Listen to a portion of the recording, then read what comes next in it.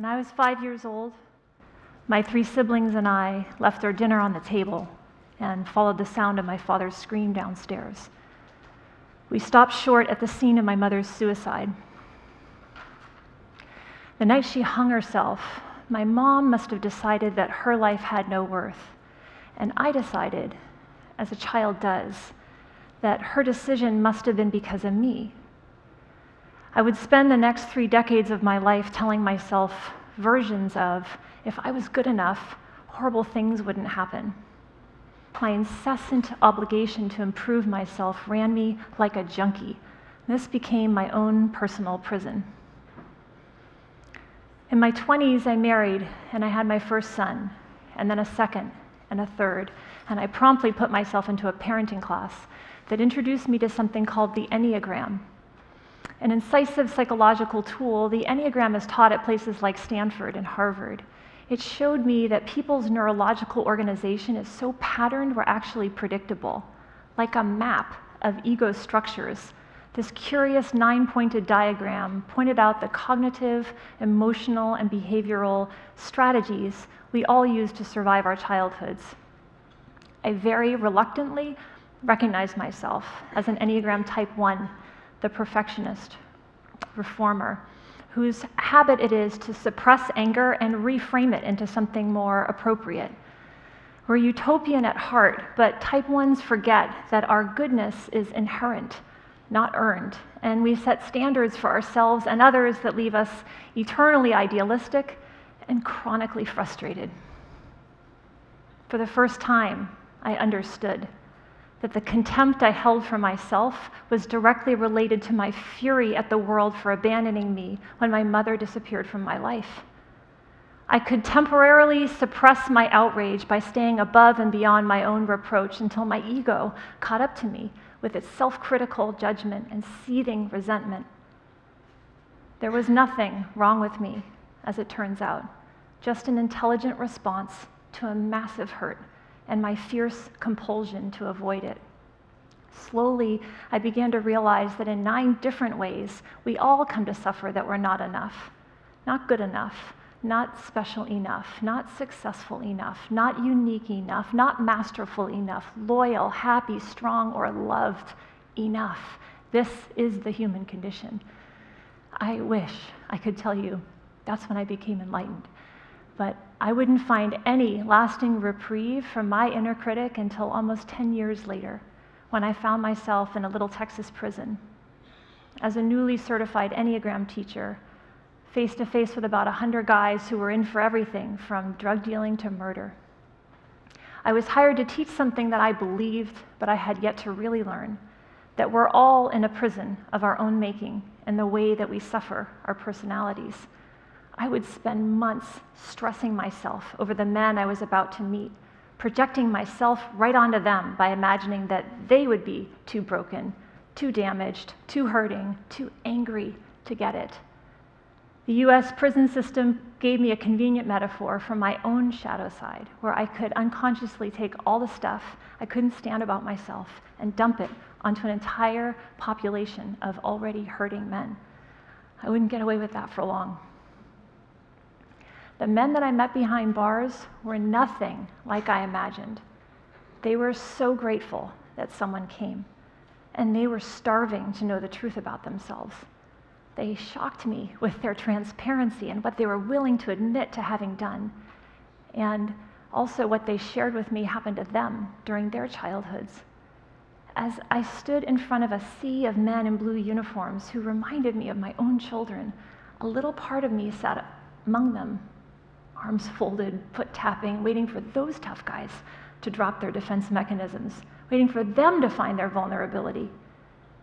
And then they did. And I suddenly found myself up against my own ego structure in ways that I did not anticipate and I did not like. Sitting with people at the unhealthy rock bottom of themselves as we found our breath and we located an inner witness to ourselves in a place like prison was a miracle, because their practice of self-sabotage and self-hatred and self-abandonment, I sheepishly realized, were also mine. Years of therapy and healers and self-help books and workshops couldn't rival the extraordinary journey inward I received from sitting in that prison with those men over the next 4 years. They showed me that my story of being not good enough was a tired one. And what a fraud I would be if I failed to take my own teaching, the teaching of the Enneagram, to heart. Right in front of me, those hurting men were waking up to who they were, and as they did, they literally held space for me to do the same. Traditionally, the Enneagram has been taught in privileged white esoteric circles, but it has always been meant for everyone. In 2012, I founded a nonprofit called Enneagram Prison Project in order to bring this self-awareness tool to the people who seem to need it the most. Together with a dedicated team, a small but dedicated team, we've been teaching the Enneagram in California at progressive facilities like Santa Clara County and San Mateo County Jail and San Quentin State Prison. People told us, you can't teach that thing to them. They're going to manipulate you with it. But that's not what happens. I'll tell you what does. When we give people this incisive psychological tool and the loving support they need to unpack what happened to them, people who have been practically thrown away, warehoused, who have all but discarded themselves, do what hardly anyone believes is even possible to do. They begin to heal. Historically, our approach to correcting bad behavior in the US has been to punish, but punishment alone doesn't work. We know this because we've seen a 700% increase in incarceration over 30 years in this country. Nearly 1 in 100 Americans is behind bars. 67% of them will return to prison within 3 years. We've been tough on crime, and we've waged a war on drugs, but the human beings targeted in our campaigns are already among the most hurting members of our society. We put them in prisons more destructive than the lives they were living, and then hate them for not changing when they get out. Every one of the women in our maximum security classes has been raped, many of them before age 10. Most of the men in custody have lost their fathers through violence, death, incarceration, or abandonment, mostly before they were teens. Physical, sexual, and emotional abuse for men and women is so normalized that people list off tortures they've lived through, not even comprehending the degree of emotional loss they've suffered. And the majority of men and women in prison are in for drug-related offenses.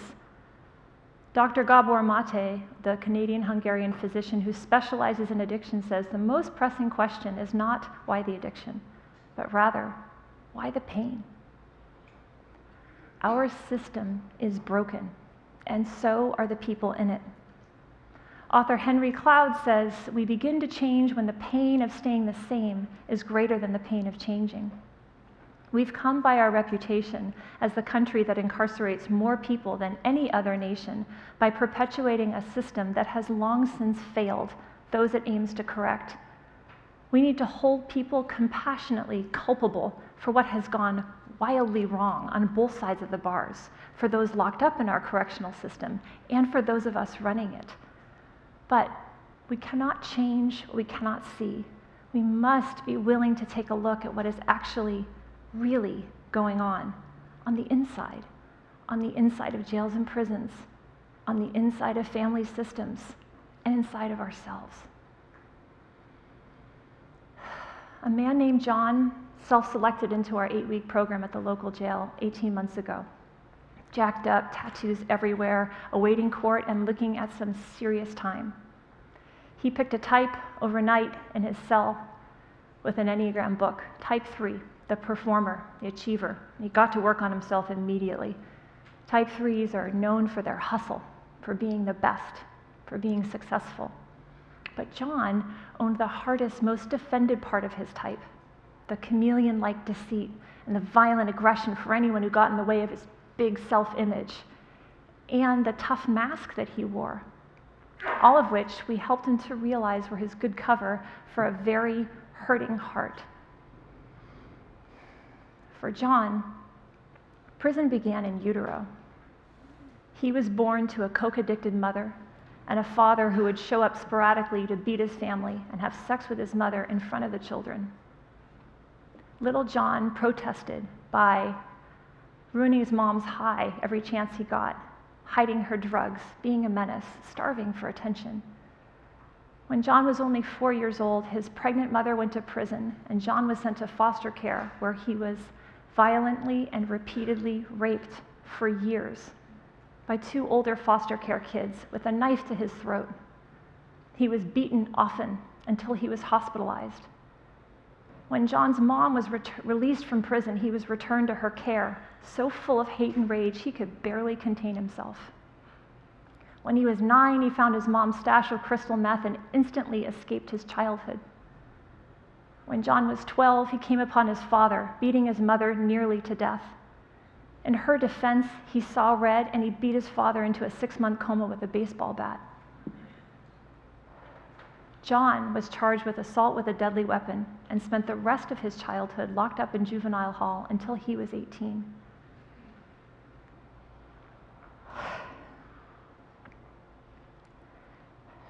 How we hold ourselves together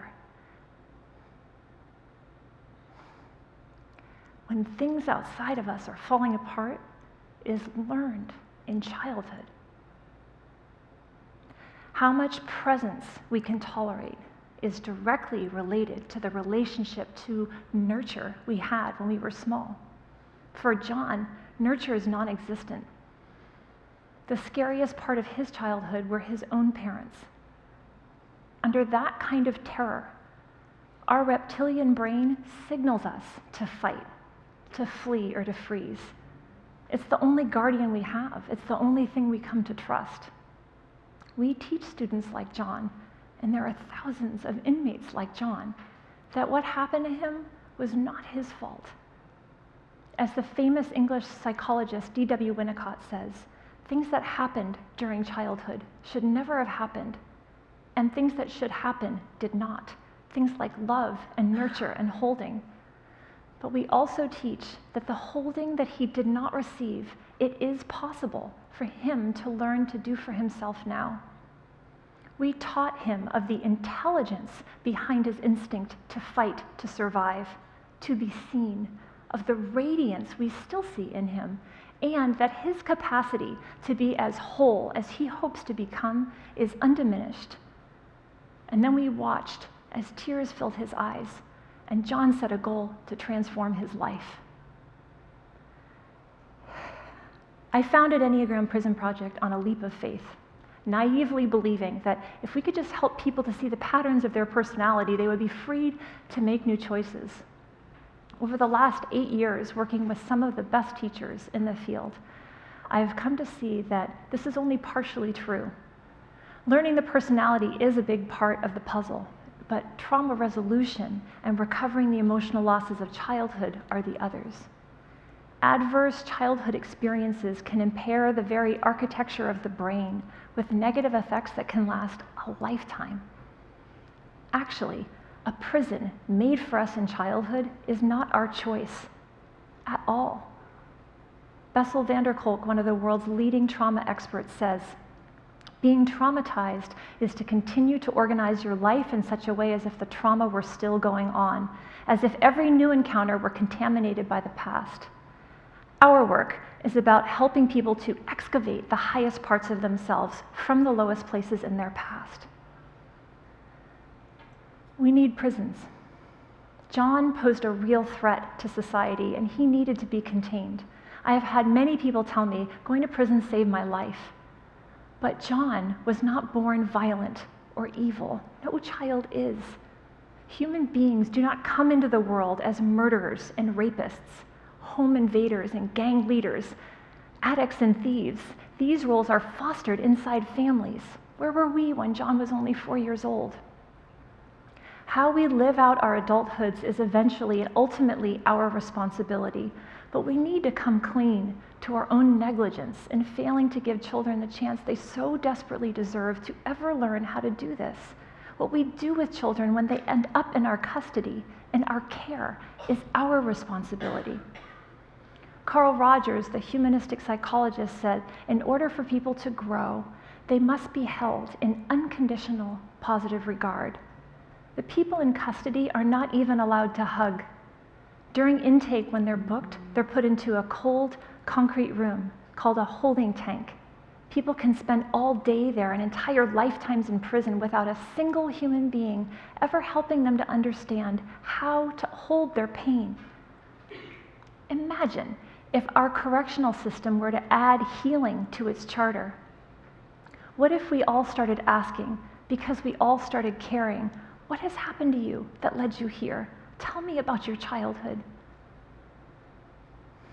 John has been sent to prison. He's scheduled to get out in 2036. How the time served in his tortured childhood does not somehow count in his overall sentencing is confounding. John has a 1-year-old daughter. He will experience her entire childhood from behind bars. When the prison door clanged closed behind him, John fell to his knees and sobbed, thinking he would lose his mind. But then he heard this little voice inside of his head say, "Can you be okay?" And then, in the most counter-instinctual move of his lifetime, John sat down in that prison cell and he took a breath. The people that we least expect to change are waking up to the pain inside of themselves, ending generational cycles of incarceration, one person, one pod, one prison at a time. The rest of us need to wake up too.